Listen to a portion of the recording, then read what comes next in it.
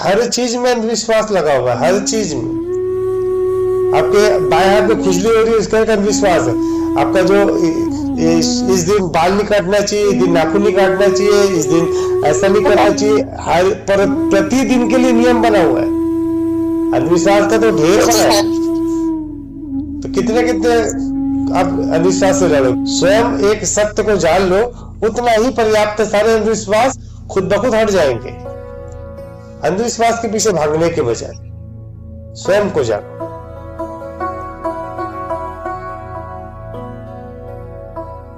कल एक और बात उठ रही थी कि सब कुछ अपने आप से कैसे हो रहा है। न चेतना कुछ कर रही है, न हम कुछ कर रहे हैं, तो सब कार्य अपने आप से क्यों हो रहा है। मैंने बतलाया था कि एक घटना दूसरी घटना का परिणाम है और दूसरी घटना तीसरी घटना का परिणाम है। शुरुआत कहीं से होती है और उसका परिणाम बहुत विकराल दिखलाई देता है और हम सोचते हैं कि ये तो किसी के द्वारा किया गया है। अब हम बात करते हैं राम रावण युद्ध की। श्री राम ने रावण का वध किया। क्यों किया? तो आप कहेंगे कि रावण ने सीता का हरण कर लिया था, इसलिए युद्ध हुआ। इसकी शुरुआत तो बहुत पहले ही हो गई थी। अगर हम कहानियों की बात करें तो विष्णु जी के द्वारपाल जय विजय, इनको श्राप मिला था ऋषि के द्वारा कि तुम मृत्यु लोक में जाओगे और 3 बार जन्म लोगे। और विष्णु जी जब अवतार लेंगे मानव रूप में या किसी भी रूप में, तब तुम्हारा उद्धार होगा। तो पहला जो था हिरण्यकश्यप और हिरण्याक्ष का था, दूसरा रावण और कुंभकर्ण का, तीसरा कंस और शिशुपाल का। तो इसकी रचना तो बहुत पहले ही हो गई थी और हम इस पौराणिक कहानी को भी नहीं मानते, तो भी इसकी शुरुआत बहुत पहले हो गई। एक ऋषि और एक राक्षसी के विवाह के बाद से, कैकसी राक्षसी, उनका विवाह ऋषि के साथ हुआ और कैकसी के अंतर में महत्वाकांक्षा थी शक्तिशाली होने की।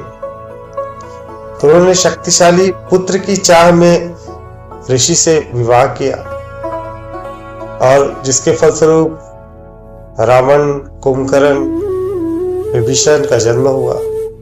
और बचपन से ही उनके अंदर में, उनके मन में शक्तिशाली होने के भाव जागृत करना शुरू कर दी माता कैकसी ने।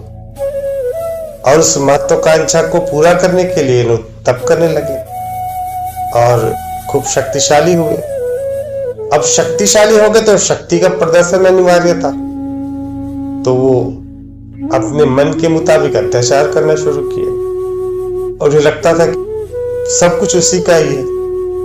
जिसके फलस्वरूप जब श्री राम की बातें सुने और उनकी बहन का अपमान सुने, तो उनके अंदर में जो अहंकार है वो चोटिल होने लगा और फिर उसने सीता का हरण किया। तो शुरुआत कहां से होगी? बहुत पहले से। एक महत्वाकांक्षा जो एक स्त्री के मन में उपजी, उसका परिणाम हुआ राम रावण युद्ध। वही दूसरी ओर महाभारत देखते हैं, इसमें लाखों लोगों की मृत्यु हुई। हम कहेंगे कि महाभारत हुआ चीरहरण के द्वारा, चीरहरण के कारण द्रौपदी का अपमान हुआ भरी सभा में, इसलिए महाभारत हुआ। बिल्कुल भी नहीं। इसकी शुरुआत बहुत पहले हो गई थी। एक स्त्री सत्यवती, शांतनु उस पे फिदा हो गए। अब सत्यवती के अंदर में ये महत्वाकांक्षा थी कि मेरा पुत्र राजा बने, लेकिन सामने में नियम था कि बड़ा पुत्र ही राजा बनता है। तो देवदत्त देवव्रत जो है भीष्म की बात करते हैं, वो बड़े थे, तो उन्होंने क्या कर दिया, उन्होंने भीष्म प्रतिज्ञा कर ली कि मैं कभी राजा नहीं बनूंगा। सत्यवती खुश हो गई और उसके 2 पुत्र थे, नाकाबिल थे, बीमार, विचित्र वीर्य और एक और थे, और दोनों अल्पायु में ही मृत्यु को प्राप्त हो गए। अब कैसे करा जाए? और उसके बाद फिर अपने पुत्र, ऋषि पुत्र को बुलाकर इनके जो पत्नियां थी उनको गर्भवती कराया गया, और उनके भी पुत्र हुए, एक अंधा और एक कमजोर और एक दासी पुत्र था। अब इसमें राजा कौन बने? तो अंधा जो है उसको राजा बना नहीं सकते थे, लेकिन उसके अंदर ये था कि मैं बड़ा हूं, मुझे राजा बनना है। शुरुआत ऐसी हुई। फिर उसके बाद जो है गांधारी अपने आंख में पट्टी बांध ली, तो उसका भाई शकुनी जो अपनी बहन से प्रेम करता था, वो देखा कि मेरी बहन को अंधा बनना पड़ रहा है, तो उन्हें बदला लेने की ठानी, और गांधारी के पुत्र को बचपन से ही कपट सिखाना शुरू कर दिया, उसके अंदर ईर्ष्या जगाना शुरू कर दिया, और उसका परिणाम हुआ ही महाभारत। शुरुआत कहां से हो रही है? एक चिंगारी हल्की सी निकली थी सत्यवती के मन में, और उसका परिणाम हुआ महाभारत। हम देखते हैं परिणाम को, और वो परिणाम के पहले जो कारण हुआ उस कारण को देखते, लेकिन ये शुरुआत बहुत पहले से हो जाती है, बहुत पहले से। आप अपने जीवन में देखिए, अपने जीवन को पलटेंगे ना, तो आप आज जिस स्थिति में है उसकी शुरुआत तो बरसों पहले आपने शुरू कर दी थी। एक बीज डल गया किसी बच्चे में पढ़ाई का, बचपन से ही उसको ऐसी शिक्षा मिली कि पढ़ाई करना है, इसमें ऐसा होता है, पढ़ाई करने से तुम आगे बढ़ोगे, और उसने एक लक्ष्य बना लिया, और आगे चल के वो साइंटिस्ट बन गया, डॉक्टर बन गया, इंजीनियर बन गया, आईएएस बन गया। और दूसरा एक बच्चा है जिसको पढ़ाई में रुचि नहीं, क्योंकि उसके बचपन में बीज ही नहीं डला है, और आगे चल के वो क्या करेगा? या तो चोरी डकैती करेगा, गलत काम करेगा, ठेकेदारी वगैरह करेगा, या चोर मजदूर बन के बैठा रहेगा। शुरुआत कहां से हो गई? आज से 20 साल 25 साल पहले का। और हम दोष देते हैं किस्मत को। आज आप बीज डालोगे, उसका फल समय लगेगा, लेकिन आएगा अवश्य। चाहे बीज आप कुछ भी डालो, वो परिणाम निश्चित रूप से आएगा ही। अगर आपने बीज नहीं डाला तो किसी और ने डाला है, किसी और ने डाला, किसी और ने डाला, कोई ना कोई उस बीज को डाल के रखा है, वो बीज ही आज यह परिणाम लेके आता है। ये ब्रह्मांड ऐसे ही चल रहा है। शुरुआत हुई परमात्मा की जागृति से, शून्यता से जागृति शुरू हुई, और जागृति के पश्चात ये विष्णु तत्व, शिव तत्व जागृत हुए। शिव तत्व विपरीत जाने लगे, फैलाने लगे, और दूसरा विष्णु तत्व सिकुड़ने लगे। उसके परिणाम स्वरूप एक मूवमेंट शुरू हो गया, गति शुरू हो गई, जिससे ब्रह्म तत्व शुरू हो गया, अर्थात रचनाएं शुरू हो गई। और उसमें भी लगातार मूवमेंट चल ही रहा है, और उसके कारण फिर ये जो ग्रह तारे लगातार घूम रहे हैं, विस्फोट हो रहा है, नए ग्रह बन रहे हैं, नए तारे बन रहे हैं, और लगातार मूवमेंट हो रहा है कुछ ना कुछ। या हम तूफान देख रहे हैं, या हम मौसम में परिवर्तन देख रहे हैं, ये सब इसी का कारण है। ये अचानक से कुछ भी नहीं होता, ये नियम है।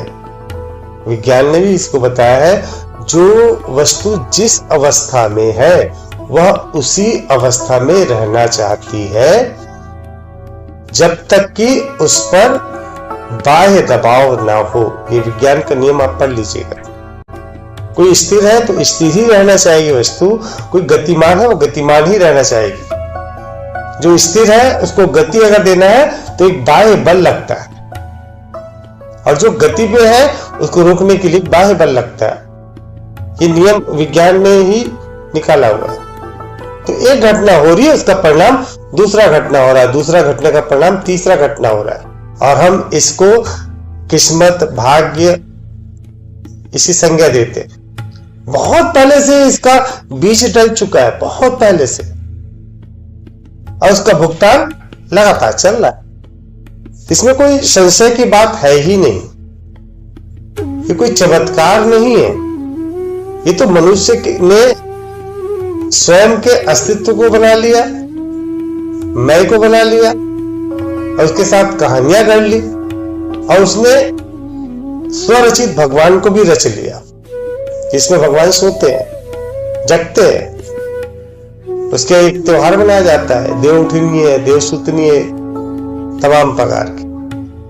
ये सब कुछ मनुष्य ने अपने अस्तित्व को बनाए रखने के लिए कहानी रचा हुआ है, वरना घटनाएं तो घट रही है और घटती ही रहेगी। आप रहे न रहे, कोई रहे न रहे, ये घटनाएं चलती ही रहेगी। पहले सूर्य भी न था, पृथ्वी भी न था, चंद्रमा भी नहीं था। विस्फोट के पश्चात सूर्य का निर्माण हुआ, और सूर्य में भी विस्फोट हुआ तो ये जो नवग्रह वो बने। अब पृथ्वी में जो टकराव हुआ उसे चंद्रमा उभर कर आया। एक निबोला करके ग्रह था, वो पृथ्वी से टकराया तो चंद्रमा पृथ्वी के चारों ओर घूमने लगा, और उसके फलस्वरूप मौसम में परिवर्तन शुरू हुआ, और अलग अलग परिवर्तनों के कारण जीव उत्पन्न हुए। और एक दिन ये पृथ्वी भी नष्ट हो जाएगी, सूर्य भी नष्ट हो जाएगा, चंद्रमा भी नष्ट हो जाएगा। इसका भी कुछ तय नहीं। हो सकता है कोई ग्रह आए आपस से टकरा जाए। ब्रह्मांड बहुत विशाल है ना, तो घटनाएं घटेगी। आपके कहने नहीं कहने से कुछ नहीं होगा। हम हर घटनाओं को देखते हैं, और जो घटनाएं हमारे हिसाब से होती है उसके लिए हम एक अलग कहानियां गढ़ लेते हैं, और जो घटनाएं हमारे हिसाब से नहीं होती उसको श्राप के रूप में मान लेते हैं कि श्राप है। अभी जैसे जून जुलाई में अगर बारिश हो रही होती ना तो उसको आशीर्वाद के रूप में ग्रहण करेंगे। चलो इससे अब फसल होगी, जुताई होगा। और अभी बारिश हो रही है तो श्राप के रूप में हो गया कि अभी खड़ी फसल खराब हो जाएगी, बारिश हो रही है। तो एक घटना हो रही है, केवल बारिश होने का घटना। समय आपने तय कर लिया है कि अभी मेरा फसल लगा है, अभी बारिश नहीं होनी चाहिए, या अभी फसल नहीं लगा है, अभी बारिश होनी चाहिए। ये आपने सोच रखा हुआ है, अन्यथा जो घटना घट रही है वो घट रही है। अभी लगातार होगी ही होगी घटना, आपके रुकने से, किसी रुकने से नहीं होने वाली, ये लगातार होगी, हमेशा होती रहेगी। और उसी में आप उलझे रहोगे, ये सही है, ये गलत है, ये सही है, ये गलत है।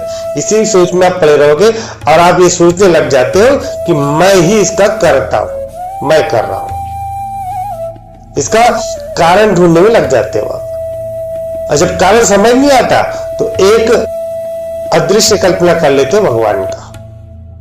भगवान ये सब चीज कर रहा है। भगवान को जगा भी देते हो, भगवान को सुला भी देते हो, और भगवान कर रहा है ये भी बोलते हो। सब चीज आप लोगों की कल्पना ही है। जिस भगवान को आपने गढ़ा है ना, वो वास्तविक भगवान है ही नहीं, वो केवल कल्पना मात्र है। क्योंकि आप ही काल्पनिक हो ना, तो आपकी द्वारा रचा हुआ हर कुछ काल्पनिक है। और ऐसे भगवान बनाए हुआ जो मनुष्य से थोड़ा सा ऊपर रहे, ज्यादा ऊपर ना रहे, थोड़ा सा ऊपर रहे। आपके 2 हाथ है, उनके 4 हाथ होने चाहिए। आप गायब नहीं हो सकते, भगवान के पास गायब होने की शक्ति होनी चाहिए, उड़ने की शक्ति होनी चाहिए। आजकल तो आप भी उड़ पाते हो हवाई जहाज वगैरह से, पहले नहीं उड़ पाते थे जब रचना हुई थी। तो उनको गरुड़ वगैरह दे दिया गया था, गरुड़ में बैठ के आएंगे, मोर बैठ के आएंगे, इस प्रकार का। अब आपके पास तो हो गया हवाई जहाज। तो अगर अभी गढ़ा जाता ना भगवान को, तो गरुड़ की जगह पे कुछ और डाला जाता। अब 8 घंटा सोते हैं, उनको 3 महीने 4 महीने सुला देते हो, 4 महीने सोएंगे कि सब कुछ काल्पनिक, कल्पना। और इस कल्पना से निकल नहीं सकते। कोई निकालने जाए ना तो लोग खड़े हो जाएंगे मारने के लिए। बोले यही सत्य है, सिद्ध नहीं कर सकते। ये तो लिखा हुआ है पुराणों में। सत्य को बहुमत से सिद्ध नहीं किया जाता। सत्य जो है वो सत्य ही रहेगा। आप खड़े कर दिए लाखों पुस्तकें, लाखों लोग खड़े कर दिए कि ये जो बोल रहे हैं तो यही सत्य है, ये बहुमत की बात हो गई ना। सत्य की बात कहाँ हुई? लाखों लोग अगर क्या बोलते हैं गधे को घोड़े ही कहते रहे और आप कह रहे हो नहीं ये गधा है, तो क्या वो गधा घोड़ा हो जाएगा क्या? वो तो गधा ही रहेगा ना। लेकिन लाखों लोग बोल रहे हैं इसको गधा को घोड़ा, तो वही सत्य है। यही बात थोड़ी ना होता है। सत्य को आप बहुमत से सिद्ध करना चाहते हैं। बोले हमारे पुराणों में लिखा है इसलिए सही है, या लाखों लोग इसको मार रहे हैं इसलिए सही है। और आप भी मानने को विवश हो क्योंकि आपके अंदर भय है। अगर नहीं माने तो लोग क्या कहेंगे? आप में से किसी ने इस बात का विरोध नहीं किया होगा, किसी ने नहीं, कि देव कैसे सो गए और देव कैसे उठ गए। इन लोगों का क्या कैलेंडर रखते हैं क्या, या अलार्म वगैरह लगा कर रखे घड़ी का? हिम्मत नहीं होगी, आप लोग नहीं कर सकते इसको, क्योंकि आपको न तो विश्वास है कि देव सो रहे या जग रहे हैं उस पे, और न ही ये विश्वास ये भी है कि ये बात असत्य है, इसका भी आपके पास प्रमाण नहीं है। इसलिए आप असमंजस में। मैं जानता हूं, इसलिए मैं इस बातों को बोल सकता हूं कि ऐसा कुछ होता ही नहीं है, क्योंकि साकार स्वरूप में भगवान मैंने देखा ही नहीं। जिस साकार स्वरूप की बात करते हैं ना, विष्णु लोक में शेषनाग में सोए हुए शिव कृष्ण, क्या विष्णु जी और ये शिव जी या ब्रह्मा जी, इस प्रकार का मैंने देखा ही नहीं। मैं यह बात कह सकता हूं, जब है ही नहीं, जो जिस काल्पनिक भगवान की आप बात करते हो, तो जब वो ही नहीं है तो वो सोने उठने का प्रश्न ही नहीं उठता। इसलिए मैं कह सकता हूं, आप वो भी नहीं कह सकते कि वो बात गलत है, और ये भी नहीं कह सकते कि बात सही है, क्योंकि आप उस बात को भी सिद्ध नहीं कर सकते, और कोई भी सिद्ध नहीं कर सकता। अधिक से अधिक वो पुस्तकों का प्रमाण देंगे। कोई बुराई नहीं है, आप मान लीजिए, कोई अच्छा, कोई इसमें कोई गलत बात है नहीं। और सैद्धांतिक रूप से जो नियम बनाया गया था वो सही भी था। क्यों सही था? क्योंकि अगर उस समय भी कृषि का कार्य हो रहा था, उस समय भी अगर ये कार्य होते रहते तो कृषि का कार्य ठीक से नहीं हो पाता, तो फसलों को नुकसान हो सकता था। इसलिए एक एकाग्रता बनाए रखने के लिए ये नियम ठीक था। लेकिन आज वो अंधविश्वास का रूप ले लिया। बड़े बड़े आईएएस साइंटिस्ट इस बात को स्वीकार करते। तुलसी का पौधा और विष्णु जी का विवाह वगैरह अभी जो चलता है, तुलसी विवाह वगैरह, उसके बारे में बहुत सारी कहानियां अलग अलग। बिल्कुल ये बात सही है कि तुलसी का पौधा शरीर के लिए बहुत ही लाभदायक है। खांसी वगैरह के लिए, सर्दी खांसी और बहुत सारी बीमारियों में इसका उपयोग भी होता है। सही है, बिल्कुल इसको मान देना चाहिए। लेकिन वो जो कहानियां है ना, उसको सिद्ध एक ही तरीके से आप लोग करेंगे, पुस्तकें दिखाकर, और कोई जरिया ही नहीं। अंधविश्वास इसलिए नहीं है कि वो कहानियां पुस्तकों में है। अंधविश्वास इसलिए है क्योंकि उसका विरोध करने वाला कोई है ही नहीं, लोगों को पड़ी ही नहीं है। ठीक है, मान लेते हैं, क्या दिक्कत है? सत्य को जानने की इच्छा ही नहीं है, इसलिए अंधविश्वास आज तक चल रहा है। लोगों को भय कि ये काल्पनिक मैं समाप्त हो जाएगा। और मैं के साथ जुड़ा हुआ ये संसार समाप्त हो जाएगा। इसलिए लोग इस सत्य को जानना नहीं चाहते, और जब तक सत्य नहीं जानेंगे अंधविश्वास इसी प्रकार फलता फूलता ही रहेगा। उसमें कुछ और नई कहानियां ऐड होती जाएगी। आज लोग कहते हैं किसी सदी पे चल रहा है, लोग साइंस की बातें करते हैं, पीएचडी तक किए होंगे, लेकिन किसी के पास एक शक्ति है, किसी के पास कि उस बात का विरोध कर सके कि भगवान सोए कब, जगे कब, एक होता है कि नहीं होता, बताओ इसका वास्तविकता। किसी के पास नहीं है, सब इसको मानने को तैयार है। ठीक है, गन्ना ले आएंगे और कर लेंगे पूजा, क्या फर्क पड़ना है? कितने रुपए का गन्ना है ना, 20 रुपए 25 रुपए के लिए हम कितना माथा पच्ची क्यों करें? ले आते, ठीक है, खा लेंगे गन्ना। किसी के पास वो ताकत नहीं है कि वो ये देव सुतनी एकादशी हो गया, देव सो गए हैं, अब इसके बाद ब्याह शादी कर ले गई। किसी के पास नहीं है। कौन करे भैया, ठीक है यार 4 महीने बात कर लेंगे, क्या फर्क पड़ना है? इसको विरोध करने के पास किसी के पास ताकत है? ये जो देव सुतनी और देव उठनी जो होता है, उसके बीच में क्या शादी नहीं होती होगी? पूरे विश्व में, पूरे विश्व में शादी हो रही है। हिंदुओं की संख्या कितनी है? 70 करोड़ है। 900 करोड़ जनसंख्या है इस पृथ्वी की। वहां तो प्रतिदिन शादी होती ही है, शादी हो रही है, सक्सेस भी हो रही है, पूरा जीवन व्यतीत कर रहे हैं, मकान का उद्घाटन भी हो रहा है, सब जगह शुभ कार्य भी हो रहा है। इस समय ये आपके लिए टारगेट है बस। देव आपके लिए सो गया, देव आपके लिए उठ गया, आप नहीं कर सकते, बाकी पूरी दुनिया कर रही है, पूरा दुनिया। आप देख लेना, कल निकाल लेना लिस्ट कि इस दरमियान कितनी शादी हुई है। बहुत शादियां हुई है। तो फिर क्या हो गया कि इस समय शादी नहीं होने से क्या हुआ? आपके यहां नहीं शादी होने से क्या हुआ? और मुहूर्त में शादी होने से क्या हो जाता है? श्री रामचंद्र जी और माता सीता की शादी सबसे शुभ मुहूर्त में हुई थी, सबसे शुभ मुहूर्त में। बड़े बड़े ऋषि मुनियों ने इस मुहूर्त को देखकर उस शादी को तय किया था। शादी हुई, उनको संन्यास हो गया। संन्यास हो गया मतलब गृहस्थ जीवन समाप्त हो गया। 14 साल उसमें लग गए, वापिस आए, 6-8 महीने रुके, उसके बाद फिर वापस से सीता माता को संन्यास दे दिया गया। मुहूर्त में हुई थी शादी। तो ये बातें अलग चीज है। मैं ये नहीं कह रहा हूं कि आप विरोध करने के लिए झंडा लेके खड़े हो जाओ, लेकिन इस बात को अगर आप आत्मज्ञान की दिशा में चल रहे हैं तो सोचने का प्रयास अवश्य करो कि वाकई ऐसा होता है क्या? एक प्रश्न आना चाहिए।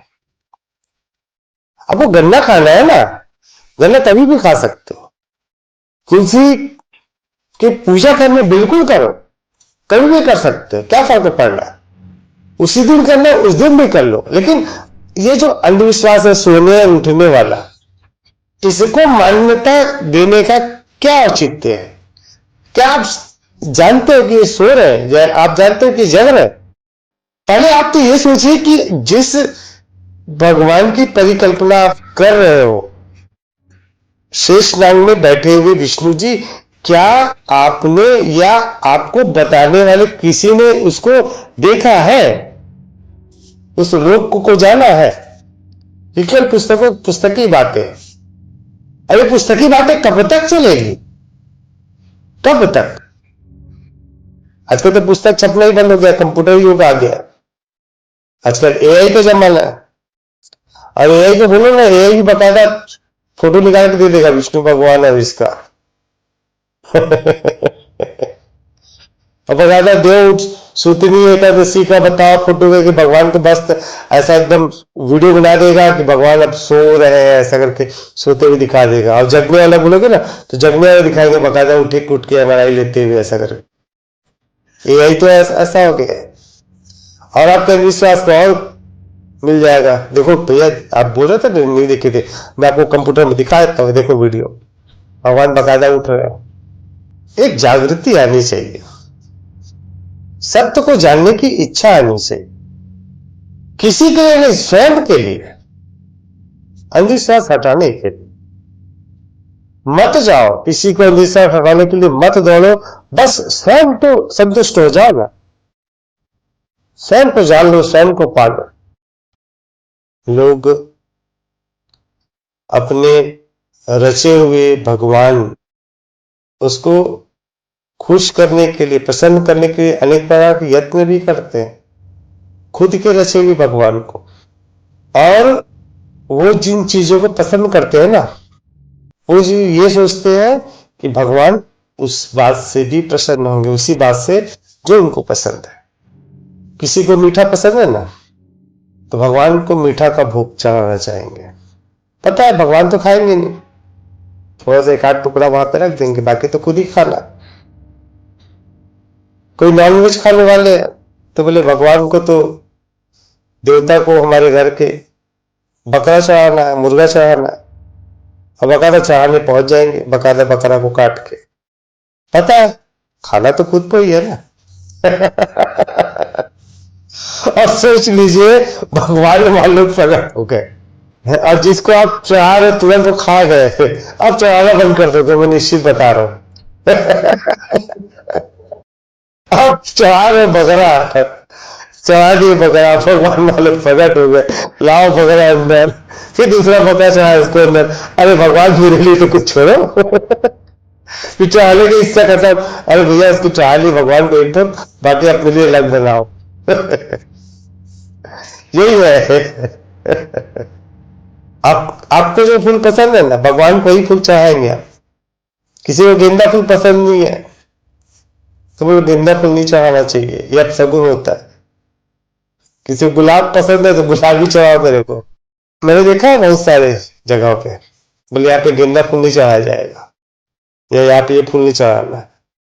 जिसको अपने हिसाब से जो पसंद है ना, उसी हिसाब से नियमावली बना देते हैं, जिसको जो पसंद है।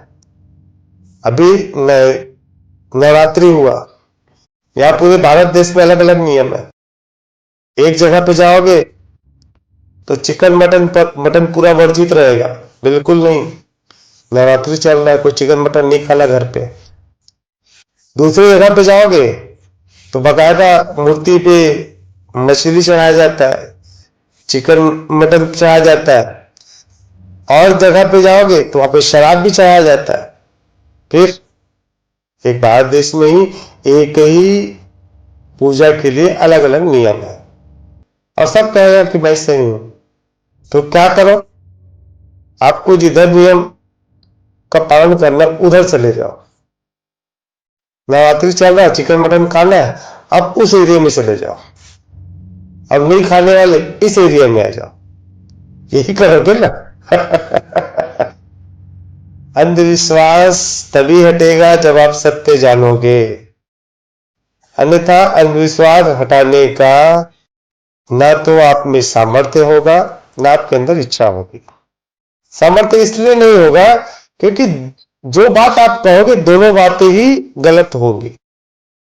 अगर आपको कहा जाएगा देव सो के उठे हैं, पहले तो यही आपको पता नहीं है देव है कि नहीं है, आप तो केवल पुस्तकीय ज्ञान के आधार पर कह रहे हो ना। देव सोने उठने की बात तब आएगी जब मानव स्वरूप में देव आपको मिलेंगे ना, तभी आप जान पाओगे। तो पहले तो यही आप जानते नहीं हो, तो आप केवल बहस करोगे, भगवान कैसे सोएंगे, भगवान कैसे उठ जगेंगे, ये कैसे होगा, केवल बहस करोगे, इसका कोई औचित्य नहीं होगा। वो आपके पास पुस्तकों का भंडार ले आएंगे, और आप भी कुछ एक आध दो चार पुस्तकें ले आओगे, बस पुस्तक का लड़ाई चलेगा, न वो उसको सिद्ध कर पाएगा ना आप सिद्ध कर पाओगे, अरे बहस चलेगा। तो सामर्थ्य नहीं होगा और इच्छा भी नहीं होगी। कौन लड़े यार, क्या दिक्कत है, सो गए तो सो गए देव, उठ गए तो उठ गए देव, क्या करना है, अपने को क्या टेंशन है उसका। लेकिन अगर सत्य जान गए आप, जब आप जान गए वास्तव में सत्य क्या है, फिर आप खड़े हो जाओगे, फिर आपके पास सामर्थ्य भी होगा और आपके अंदर इच्छा भी होगा कि ये अंधविश्वास है, ये गलत है, और आप उस बात का विरोध करोगे जैसा मैं कह रहा हूं। तो बेस्ट तरीका क्या हुआ? बेस्ट तरीका यह हुआ कि आप स्वयं को जानो, सत्य को जानो, जिस तरीके से चाहो उस तरीके से करो। चलिए, किसी को कुछ कहना है? भैया सही बात है, ये अपन सब चल रहे हैं नीति नियम, ये सब अंधविश्वास ही भैया। सत्यता कोई जानना ही नहीं चाहता ना कि क्या है। और हम सत्य बोलना चाहेंगे तो हमें यही कहेंगे कि हाँ नहीं नहीं ये क्या जानते हैं, ये इनकी छोटी बुद्धि है, ऐसे बोलेंगे। जैसे अब अभी हमारे कुछ मकान का वो करना था तो मैंने ये बात उठाई थी। उन्होंने कहा कि नहीं नहीं अभी तो देव सोने हैं, देव सोने में कौन सा मकान उद्घाटन करना है। तो मैंने कहा अपन तो बोला इसके देव सो रहे हैं, वो नहीं आएंगे, जिसके वो आ जाएंगे, लेकिन हम तो करेंगे देव न तो सोते हैं न उठते हैं। ये सब गलत बातें हैं। ये इतनी बात तो हम रखते हैं भैया, मतलब किसी के सामने अपन सत्य जान चुके हैं तो उसके बारे में कुछ तो कहें। और एक दो हम हमारे घर वाले हैं वो भी एग्री हुए कि हाँ ये सत्य बात है, न तो देर सोते हैं और न उठते हैं। ये तो अब हमने बना रखा है भैया कि हाँ ये काम, यहाँ काम ज्यादा है तो इस टाइम पे अपन वो काम नहीं करेंगे। वो आपने सत्य कहा भैया, ये सत्य है। बहुत बढ़िया। विरोध ऐसा नहीं कहना है कि अंधविश्वास, क्योंकि यदि आप सत्य को कड़वे रूप में प्रकट करेंगे ना तो आप समाज विरोधी हो जाओगे। सत्य को आपको समाज के बीच में ही रखना है, तो सत्य को इस हिसाब से प्रकट करो कि लोगों को मधुर प्रतीक हो। ये बात का आप हमेशा ध्यान रखें कि कड़वे सत्य को सामने ना लाए। धीरे धीरे लोगों को समझ में आएगा, एक साथ नहीं। क्योंकि पहले भी जो सत्य के जानने वाले हैं कड़वे सत्यों को सामने ले आए, परिणाम यह हुआ कि उनका ही पतन हो गया। बुद्ध ने सत्य को जैसा था वैसा ही प्रकट किया, परिणाम क्या हुआ? बौद्ध धर्म भारत देश से विलुप्त हो गया। अगर ये बौद्ध धर्म भारत में फलता फूलता तो भारत देश में प्रेम, आनंद, अहिंसा बहुत ही अच्छे ढंग से समृद्ध होता, लेकिन ऐसा हुआ नहीं। तो जो सत्य आप लोग प्रकट भी करें, लोगों को बतलाए भी, वो मधुर प्रतीक होना चाहिए। सामने वाले की मनसा क्या है उसके मन को न ठेस न पहुंचाते हुए सत्य को उस हिसाब से प्रकट करें। जैसे सपोज आपने मकान का उद्घाटन किया तो देव सुतनी पे नहीं किया जाता, लोगों ने कहना शुरू कर दिया। तो इसके लिए आप ये बतला सकते हैं कि आपकी बात बिल्कुल सत्य है, नहीं करना चाहिए, लेकिन हमारी मजबूरी है, यहाँ पे अभी घर पे रहने का कोई व्यवस्था नहीं है, तो अगर नहीं करे तो कैसे काम चलेगा।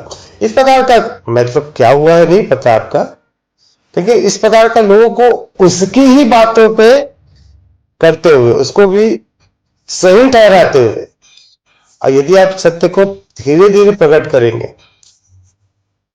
तो हो सकता है कि वो भी उस सत्य के मार्ग पर आ जाए। एक साथ नहीं हो सकता, ये बदलाव इतना आसानी से नहीं होगा, धीरे धीरे करके होगा।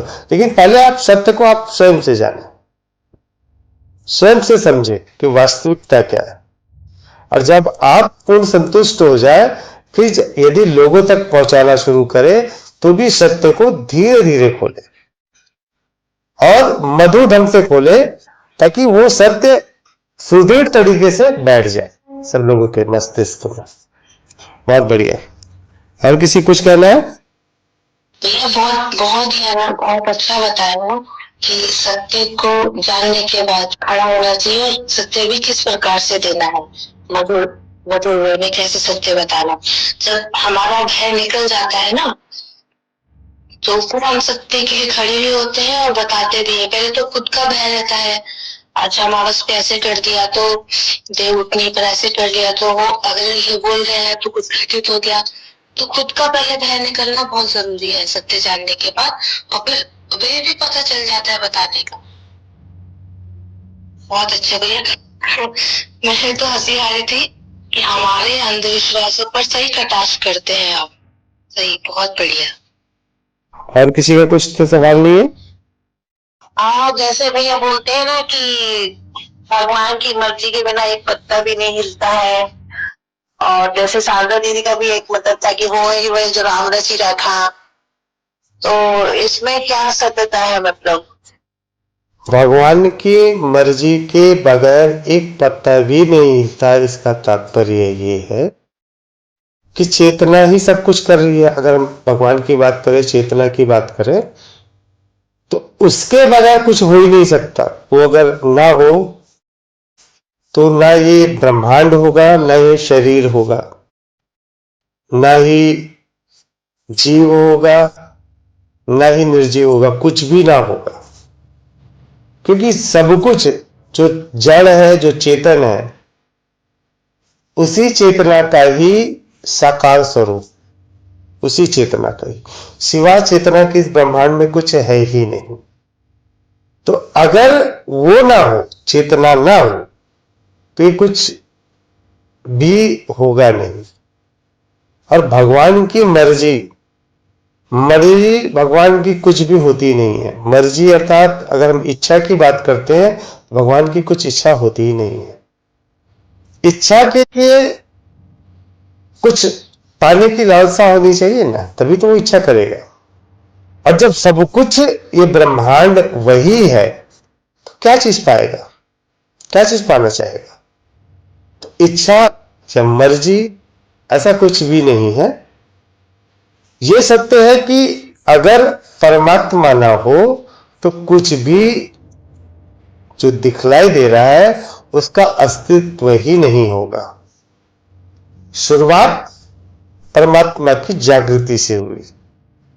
अरे लगातार कार्य कर रही है और लगातार एक घटना हो रही है, उसके फलस्वरूप दूसरी घटना हो रही है। इसमें कोई मर्जी या कोई इच्छा की बात नहीं है। ये दोनों बातें अलग अलग है। भगवान के बिना कुछ नहीं हो सकता, ये बिल्कुल सत्य है। लेकिन भगवान की मर्जी के बिना मर्जी कुछ है ही नहीं। कोई भी इच्छा नहीं है परमात्मा की। ये इच्छा का भाव ना मनुष्य के अंतर्गत आया है। और ये जो भगवान की मर्जी के बगैर पत्ता नहीं हिलता बोलते ना, ये उनका काल्पनिक भगवान है। ये उनका काल्पनिक भगवान है। उनकी इच्छा के बगैर पत्ता नहीं हिलता, ये सोचते हैं ऐसा। वास्तविकता नहीं है। लेकिन इसमें एक सच्चाई अवश्य है कि भगवान के बिना कुछ भी नहीं होता। ये सत्य है। ऐसे भैया शादी विवाह में भी ऐसे ही होता है ना कि अब 10 जगह बात चल रही है लेकिन शादी वही होगी जहाँ होना रहती है। मतलब बोलते कि यही लिखा था तो यही होगी, वो किस्मत के ऊपर फिर बोल देते अरे तुम्हारी किस्मत में ऐसे ही लिखा था, यही लिखा था। मतलब ये भी कहाँ तक सत्य है? आप जिसके साथ शादी होगी ना, उसके साथ वैसे ही बोला जा सकता है। जिसके साथ भी होगा, ये तो ऐसे ही किस्मत में लिखा था। क्योंकि जो घटना हो गई है, यहां पे सोचिए, आप कल्पना कीजिए, पृथ्वी की जनसंख्या 900 करोड़ लोग, 900 करोड़ है। उसमें से 400 करोड़ लोग की शादी हुई, समझो 400 करोड़, ये पृथ्वी की बात है। और पृथ्वी इस ब्रह्मांड के आगे एक कण के बराबर नहीं हो। ऐसे ऐसे अरबों खरबों पृथ्वी होगी। तो अरबों खरबों मतलब अनगिनत लोगों की शादी प्रतिदिन करानी है। अब भगवान को सबकी शादी का लेखा जोखा करना है बकायदा। तो उसका एक ही काम रहेगा कि भगवान देखेगा इसका शादी कैसे करे, इसका शादी कैसे करे। ऐसे ही सोचेंगे ना कि भगवान खाली एक डिपार्टमेंट बना लेगा सबकी शादी कराने का, इसका इसके साथ निपटाएंगे, इसका इसके साथ निपटाएंगे, उसका उसके पास कोई काम नहीं इसके अलावा। नया तारे बनाना है, नया ये करना, पृथ्वी को ऐसा घुमाना, इसको ऐसा करना, मौसम वौसम देखना, ये सब काम नहीं। एक डिपार्टमेंट उसका खाली शादी देखने का लोगों का, कुछ भी ऐसा नहीं। शादियां हो रही है, दो लोगों का, दो परिवार का आपस में विचारों का मिलना, और साथ ही जो उसके जुड़े हुए लोग हैं, जो क्या कहते मीडिएटर है, वो भी सही ढंग से उसको पेश करना। बहुत सारी बातें जुड़ी होती है। लड़का पसंद करता है सुंदर लड़की, तो लड़की देखेगी कि लड़का अच्छा जॉब में रहे, तो उसमें कुछ कमी हो गई थी, इसमें कुछ ये हो गया कि आपसी दोनों में अच्छा जम गया, तो माँ बाप के बीच में ढंग से जम नहीं रहा। ऐसे तमाम बातें होती है। सब चीज एक बार मैच हो जाता है या कंप्रोमाइज हो जाता है, तब जाके शादियां होती है। ये तो मानव मस्तिष्क का खेल है। वास्तव में शादियां जो है ना, ये सामाजिक नियम है, ना कि इस प्रकृति या सृष्टि या भगवान द्वारा रचा गया नियम। ये बिल्कुल भी नहीं है। शादियां क्यों करते हैं? ताकि एक वंश आगे बढ़े, परिवार आगे बढ़े। लेकिन ऐसा नियम चेतना ने नहीं बनाया हुआ। अगर शादी नहीं करे तो भी वंश बढ़ जाता है। जानवरों की शादी नहीं होती ना, तब भी उनका वंश बढ़ता ही है ना। तो ये सामाजिक नियम है, ताकि यह समाज अच्छे तरीके से, सुनियोजित तरीके से चल सके। नहीं तो फिर क्या होगा, एक जो जानवर है एक और मानव में अंतर ही नहीं होगा। तो इससे अध्यात्म का कोई संबंध ही नहीं है। इसमें इस सब की सामंजस्य होता है। तो कोई मर्जी है, ये कोई बात ही नहीं होती। भगवान की कोई मर्जी, आपकी शादी में भगवान की क्या इच्छा मर्जी होगी? उनको क्या टेंशन है आपकी शादी हो या ना हो? वो तो आपकी फैमिली ने या आपके पति की फैमिली ने आपस में मिला, एक दूसरे के विचार जमे, और फिर आपस में आप लोग मिले, विचार जमे, तब जाके शादी हुई। और इतना सब कार्य करते थोड़ी बैठे रहेंगे। पहले दोनों परिवार को मिलाएंगे भगवान, फिर दोनों के बीच में जोड़ करेंगे। कितना टाइम लग जाएगा उनको? कि शादी में कम से कम 15 महीना दिन का कम से कम हुआ होगा कार्य। तो महीना दिन तक आपकी शादी में जुड़े रहेंगे, फिर दूसरी शादी को कब देखेंगे? वो दूसरे की शादी भी करानी है ना। पूरी पृथ्वी ऐसी करोड़ों अरबों पृथ्वी है, कितनी सारी शादी निपटानी है। और एक महीना आपकी शादी में दे दिए, फिर दूसरी शादी में कब जाएंगे वो? और दूसरी शादी में जाएंगे, फिर तीसरी शादी कब कराएंगे? उनका तो पूरा जीवन नष्ट हो जाएगा शादी कराने में ही। ऐसा नहीं है। ये सब चीज में कुछ भी नहीं है। एक घटना हो रही है, उसके फलस्वरूप दूसरी घटना हो रही है। भगवान ये चीज नहीं है। भगवान चेतना है। अगर भगवान को समझेंगे ना, तो आप ही भगवान है। बस ये है कि आपकी जागृति नहीं है, आपको पता नहीं है कि वास्तव में आप क्या है। आप कल्पना में खोए हुए हैं कि मेरा नाम है, मेरा घर है, मेरा परिवार है, उसमें आप खोए हुए हो। वास्तविकता तो ये है। लेकिन जब सत्य जानेंगे तो सिवा चेतना के कुछ है ही नहीं। आप भी वही चेतना ही हो। ये आपका जो शरीर है, ये भी वही चेतना का ही रूप है। और जो शरीर चल रहा है, वो भी उसी चेतना के फलस्वरूप ही चल रहा है। ये सत्य है। तो भगवान खोजने की जरूरत ही नहीं। भगवान आप खुद ही हो। सविता भगवान नहीं है। सविता एक नाम है इस शरीर का, एक पहचान है इस शरीर का। लेकिन जो वास्तविक चेतना है, जो इस शरीर की रचना है, वो तो समझ में, वो भगवान। नहीं, ये तो समझ में आ गया भैया, चेतना और वो सब तो समझ में आ रहा है। लेकिन ये मतलब जो लोग बोलते हैं, वही बता रहे हैं कि मतलब इस टाइप से जो मान्यताएं बन गई है ना, मान्यताओं का आप कुछ नहीं कर सकते। आप देखिए, उस मान्यता से आपका कुछ बिगड़ नहीं रहा है, ठीक है, चलने दो। भगवान की बिना पत्ता नहीं हिलता, ठीक है, मान लो। शादी हुई भगवान की मर्जी से, ठीक है, मान लो। क्या उससे बिगड़ना? सत्य को जानो, सत्य को समझो, पर्याप्त है। इसके लिए उतना सोचने की आवश्यकता नहीं। मूल है सत्य को जानना, अन्यथा ये तो हर चीज में अंधविश्वास लगा हुआ है, हर चीज में। आपके बाएं हाथ में खुजली हो रही है, इसका एक अंधविश्वास है।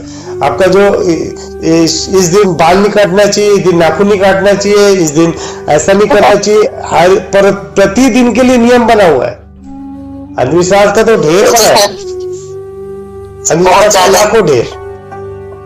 तो कितने कितने आप अंधविश्वास से लड़ोगे, तो बजाय उसके परेशान हो जाओ। स्वयं एक सत्य को जान लो, उतना ही पर्याप्त है। सारे अंधविश्वास खुद ब खुद हट जाएंगे। अंधविश्वास के पीछे भागने के बजाय स्वयं को जानो। हर चीज में आपको अंधविश्वास मिलेगा, हर बातों पे। इस दिन एक सब्जी खाना चाहिए, इस दिन ये नहीं खाना चाहिए, इस दिन ऐसा करना चाहिए, इस दिन ऐसा नहीं करना। कितने बार सोचते रहोगे? तो स्वयं प्रकाशमान हो जाओ, स्वयं ही ज्ञान हो जाओ, फिर आप हर अंधविश्वास का बात बता सकते हो कि ये सही है क्या, ये क्या गलत है। चलिए ठीक है दीदी।